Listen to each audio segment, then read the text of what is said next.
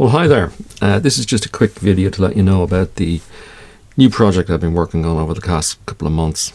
It's a new science fiction series called Moonbase Delta, and the first book in that series is out now. It's called Solar Storm, and you can check it out in the links below.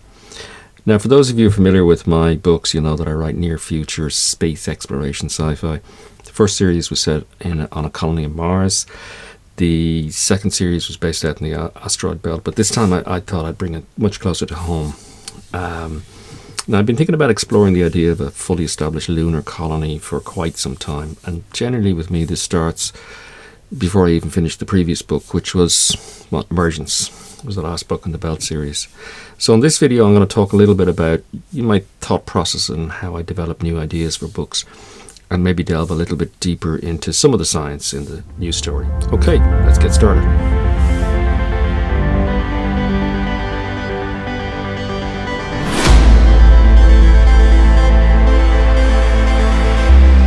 Now, with all this renewed interest in going back to the moon, I decided to explore some story ideas around the colonization of the lunar surface and lunar orbit.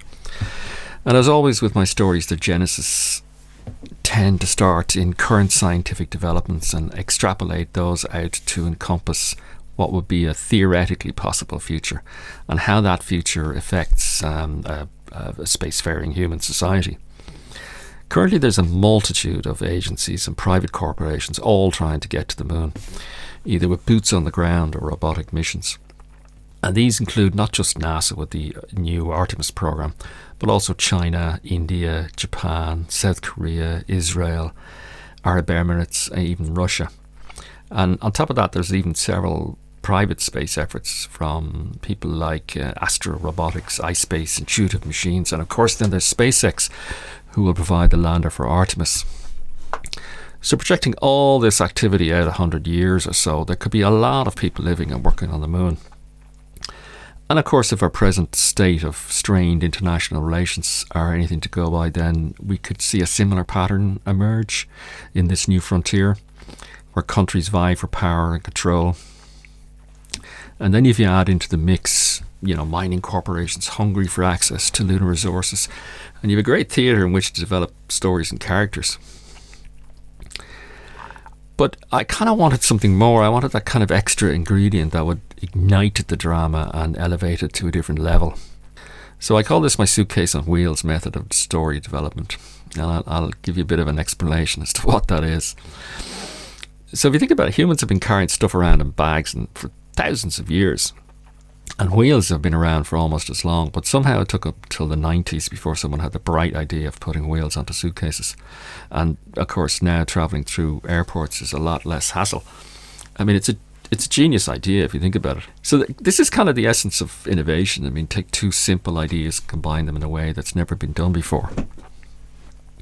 So if you're a writer yourself, or even considering writing a book, or a creative project, and are stuck looking for that sort of killer idea, just take two or even three simple ideas and combine them together in a way that hasn't been thought of.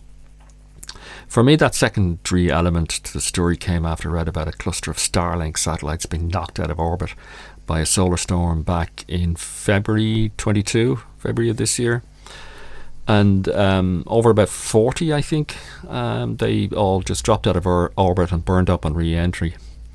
And this got me thinking and doing some research and asking the question, how much damage could a solar storm actually do to space infrastructure? And it turns out it's quite a lot. Now, a solar storm is where the sun spews out a blast of highly charged particles. Fortunately for us here on Earth, we have our defences, and the primary one is our magnetic field, which dissipates a lot of that energy. And the second one is our atmosphere, and it's these charged particles hitting the atmosphere that creates the aurora, the northern lights, the light show at the poles. And even if it does get through all that, they don't harm living tissue, fortunately for us, but they can cause considerable damage to electrical equipment depending on the intensity of the storm. Now, one of the most intense storms ever recorded was called a Carrington event back in 1859. And the reports of telegraph operators switching off their batteries and still being able to send messages just using the charge that was induced in the wires by the storm. Now, fortunately for us as a civilization, we weren't as reliant on electrical technology back then as we are now. The other one I looked at was the more recent March 1989. A big storm knocked out Quebec's electrical grid in Canada, causing about a 9-hour blackout. And then there was the more recent SpaceX satellite incident. So taking all this and sort of projecting it out maybe 100 years or so, when low Earth orbit is festooned with satellite constellations, and not just Starlink, but loads of other companies will have hundreds of thousands or more. And then consider what would happen if a Carrington level event, solar storm hit Earth, or maybe even a bigger event hit Earth. The question, of course, is how many of these satellites in orbit would it knock out? And would it knock out enough to create a significant debris problem, maybe even cause a cascade, Kessler syndrome they call it, cascade of destruction as, dead satellites crash into others and so on. And what would happen on Earth where, human civilization would probably be reliant on all these constellations for network traffic and data traffic and communications. And as I thought about it more, I could see that, the potential debris cloud, from hundreds of thousands of satellites could be so bad as to prevent spacecraft from passing through. I mean, anybody tried to go through it, they'd be smashed to pieces.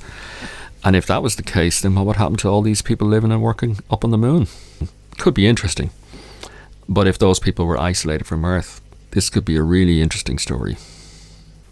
Anyway, you can find out more about Solar Storm, the first book in the Moon-Based Delta series. Check out the links below. You'll find out about that. Also, just to remind you, I'm going to be putting up some more audiobooks in the Belt series, so make sure you subscribe and hit the bell, and then you'll know when that gets uploaded. Anyway, that's all from me, and I'll see you next time. Take care.